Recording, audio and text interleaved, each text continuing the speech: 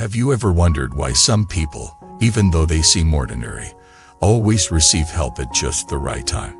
Why is it that they rarely have to face major hardships alone, while others struggle endlessly without support? Is it fate, luck, or is there something deeper at play, something invisible yet undeniable? Welcome back to the channel. Truly glad you're here. Today, we are going to explore one of the oldest and most powerful principles of life, a truth that has echoed across generations and cultures. The idea that kindness, integrity, and doing good for others without expecting anything in return can, in fact, shape your destiny. We're going to unravel what lies behind the phenomenon where some people always seem to have a guardian angel surround them. The answer is found in 4 simple but profound words. Do good. Heaven helps. This isn't superstition. This is a life philosophy. One that has proven itself time and time again through real stories, personal transformations, and ancient wisdom passed down over centuries. Today, we are going to dive into this concept through powerful stories and reflections that may just change the way you look at your own life and inspire you to walk your path differently. Let's start by considering someone you may know or have seen before. They aren't loud. They don't advertise their success. They're humble, honest, helpful. They might not be the most skilled or connected, but somehow, things always seem to work out for them. When they fall, someone shows up to catch them. When they hit a wall, someone opens a door. When they're in need, help arrives. It might not come instantly, but it comes every time. This isn't a coincidence. It's a reward. Reward for living with integrity when no one is watching. Reward for giving without asking, or helping without expecting, or speaking kindly even when frustrated, or doing the right thing even when no one will give them credit.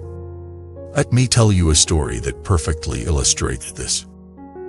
There was once a man named Mr. Wang who worked as a janitor in a small rural school. He was poor not just financially, but in terms of opportunity. Yet everyone in the village respected him, because he treated every child like his own. If a student forgot lunch, you would share his. The child came without a coat, he would give them his own, even if it meant being cold himself.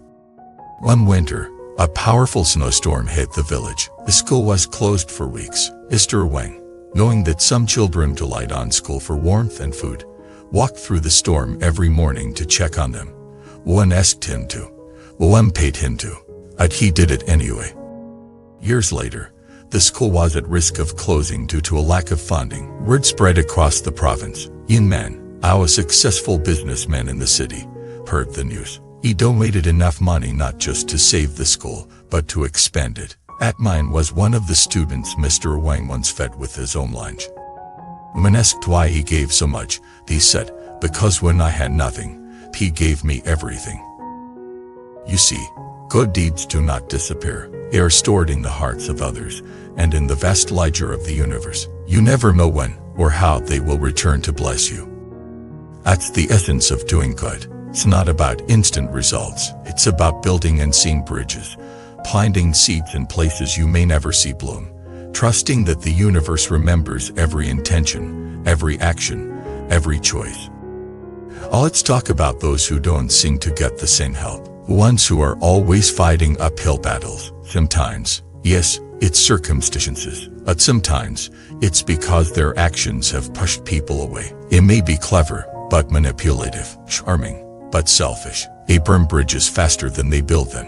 They focus on getting ahead rather than lifting others. And when they fall, they look around, and there's no one left to catch them. Because here's another truth. Help doesn't come to those who shout the loudest. It comes to those who have quietly built goodwill over the years. You've uplifted others not with grand gestures, but with consistent kindness. Have offered respect even to those beneath them. There's a principle in nature called reciprocity. You see it in ecosystems, in animal behavior, even in bacteria. Help flows toward those who create harmony. Disruption breeds isolation. Human relationships are no different. Let's look at another example. The woman named Ms. Line. She wasn't wealthy or powerful, but she had something better in grace. Every neighbor she had loved her. She was the first to offer help, to lend a hand, to give even when she had little. He never spoke badly of others, ever tried to get ahead at someone else's expense. One day, she was diagnosed with cancer. Our family was worrying not just about her health, but how they would manage the hospital bills. What happened next stunned everyone. The entire community rallied. Donations poured in. Meals were delivered daily. People offered rides, childcare, support of every kind. One man, who had only spoken to her once, gave a large donation, saying, "I remember the way she helped my mother when no one else did." Kindness never dies, multiplies, and in our darkest moments, it becomes light. Let's bring this back to you. Ask yourself, are you building a life filled with quiet acts of goodness? Are you creating a legacy of trust, compassion, and character? Because these are the invisible assets that make people want to help you, not because they have to, but because they want to. Some people call it karma, some call it spiritual law, others just call it decency. Whatever you call it, the principle is the same. What you give, you eventually receive, but not always in the way you expect. Sometimes, the help you get won't come from the person you helped, but from a complete stranger. Sometimes, the return won't come immediately, but years later, when you've even forgotten the kindness you offered. That's what makes it powerful. That's what makes it real. People who do good without a camera, without applause, without an audience, those are the people the universe remembers.